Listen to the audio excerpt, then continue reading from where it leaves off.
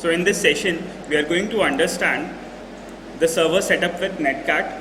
We are going to understand server request response using Tamper Data plugin. This plugin we are going to install on Mozilla Firefox, and then we will understand how GET request and POST request travel. Then we'll proceed to understanding packets using Wireshark. After that, we'll introduce Express IDE for Node.js application development. We'll proceed to installation of Node, NPM and Express for deployment of applications. Then we're going to install Express Generator in order to develop web applications for Node.js framework. Then we're going to explore the directories of Express Generator plugin, and we're going to understand package.json file which act as a program manifest which keep information about the unique identifier of the application, description of the application, where the application will be listening. All these information will be available in package.json. And finally, we are going to run and deploy our first Express Generator application over the server, and will access through a web browser. So now, we're going to get started with server setup with Netcat. In order to use Netcat, you should have netcat.exe program available. On my machine, I have this program available within C drive, NC11NT. You can simply download this Netcat program from Google. It's a free program, open source, which you can download from internet. Once you have downloaded and extracted your Netcat program, you can set the environment variable for this program so that you can operate it from the command line from anywhere. So we are going to copy this path. In order to set netcat.exe on the environment variable, I have copied the directory where that netcat is available.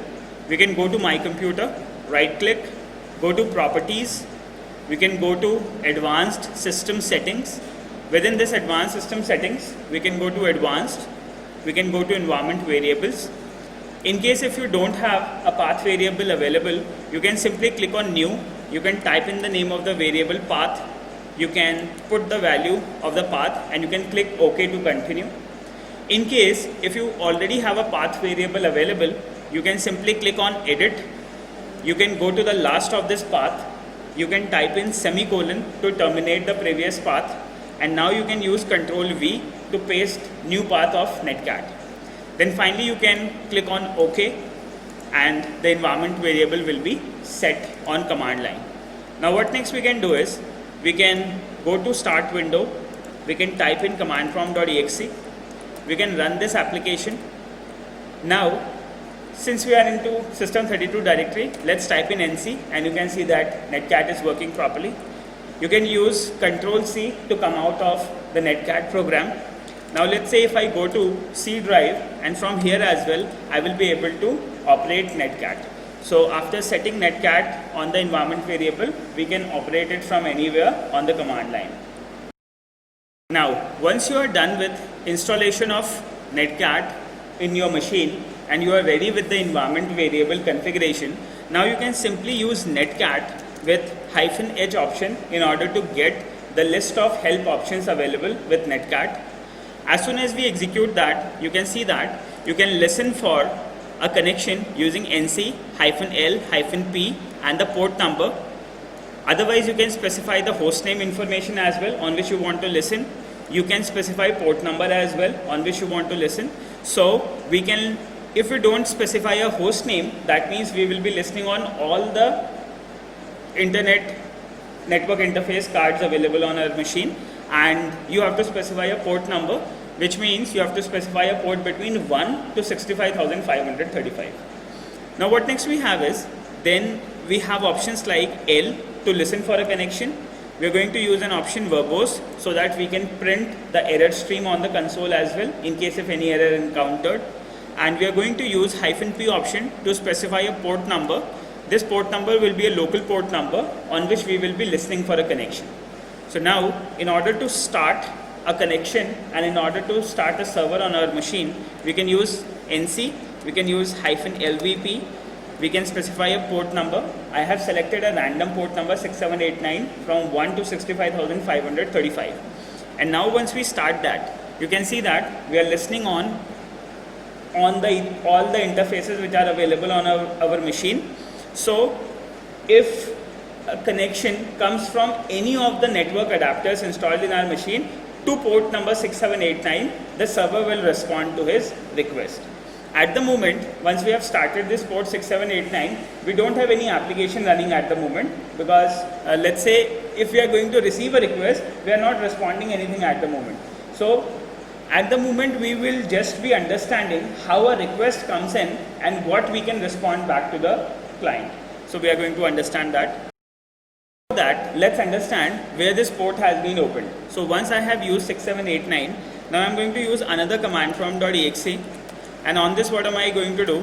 I'm going to use the netstat application in order to check the port number which has been opened. So what we can do is, we are using netstat command, and using this netstat command, we are specifying options A, B, N, in which option A will display all port information, which means whatever ports are opened on our machine, whatever ports are listening, they will be listed. Then using B option, we will be able to see the program which is running on the specific port. So using B option, we'll be able to see the executable program which is listening on the port. And using N option, we can only display numbers. We are not going to take names, which means, let's say if my computer is connected to google.com, I'm going to get the IP address of google.com instead of the domain name. Okay, so we are going to use this netstat-abn, and now I'm going to specify an option more so that I can see the results page by page. Okay, or what else I can do is, I can directly search for the port number 6789, and I'm going to get the information of 6789 only at the moment. Okay, so what we'll do, using network statistics, we will be searching all the ports, and all the entries with 6789 port available will be listed. So as soon as we do that, instead of grep, we have to specify find string. On Windows, find string works. On Linux, grep works. Okay, so for Windows, we have to use find string. So as soon as we enter, now you can see that on my computer, there is a TCP port 6789 open. It is not connected to any other machine at the moment, and it is listening. The status is listening at the moment. Okay, so now what next we'll do, let us just minimize that and let's see how we can send a connection to this port number 6789 and how the status of this listening changes to established or waiting or something like that. Okay, so in order to do that, now what next we need, we'll proceed to Google Chrome, and now we are going to send a request from the browser, and we'll understand how the request will be sent to a port or to a server and how it looks like on the machine. So now let's say I have a Google Chrome browser available here. Okay, at the moment I want to send a connection to my local machine because I have established port number 6789 on my local machine.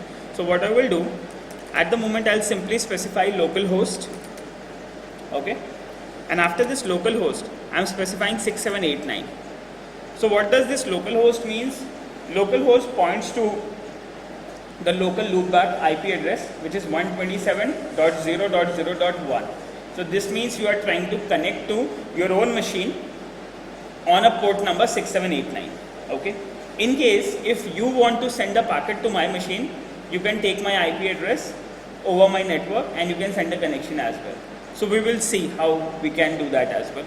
So at the moment, since I'm listening on my local machine on port number 6789, I'm using a browser, and from the browser I'm going to connect to my local interface on port number 6789, and this I'm doing in order to understand the request sent from the browser to my 6789 port number.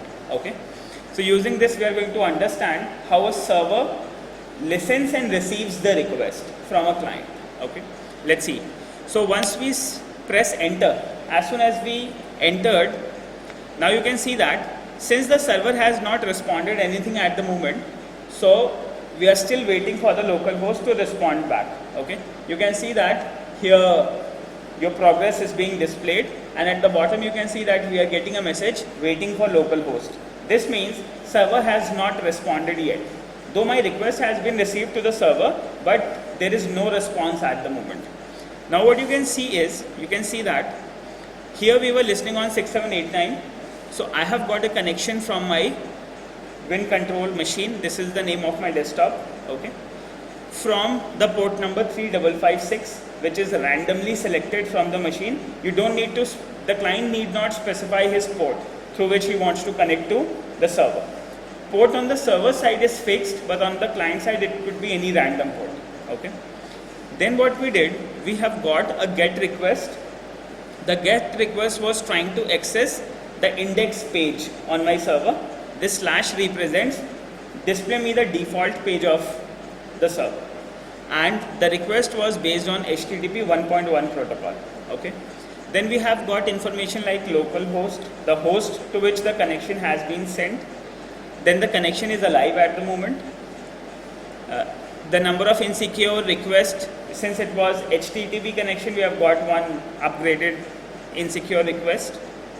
The user agent through which we got a connection is Mozilla 5.0 Windows NT something something something.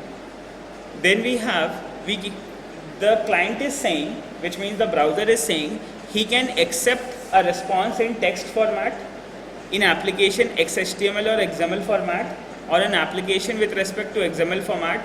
It could be an image, and there are other things as well.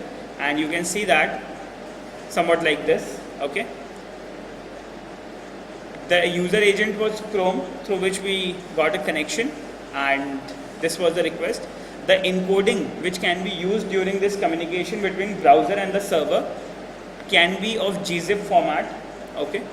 And the accepted languages will be either English GB or English US, somewhat like this.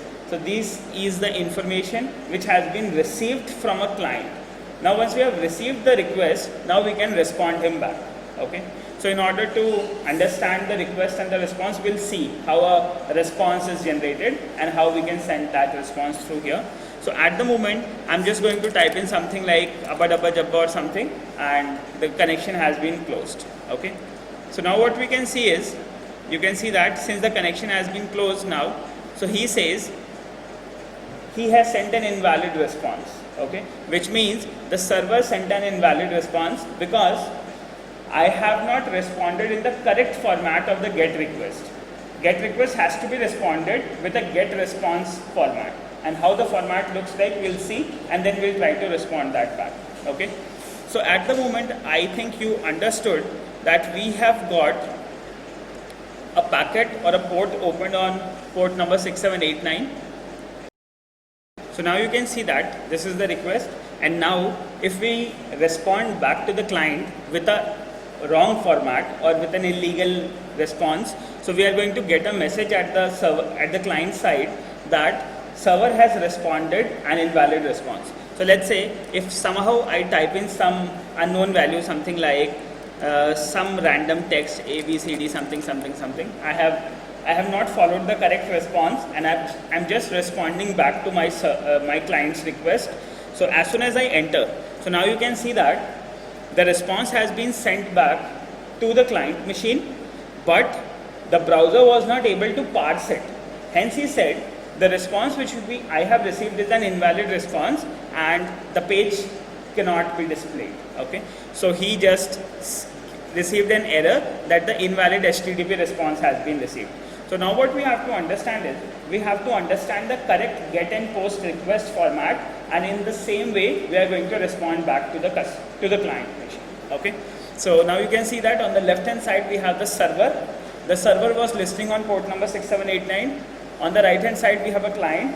Client has connected to 6789. Client has sent a request from the browser. The request looks like this. Then the server has responded back to the client. But since the response was not in correct format, hence we have received an invalid HTTP response here. Now we are going to understand how a valid request and response looks like.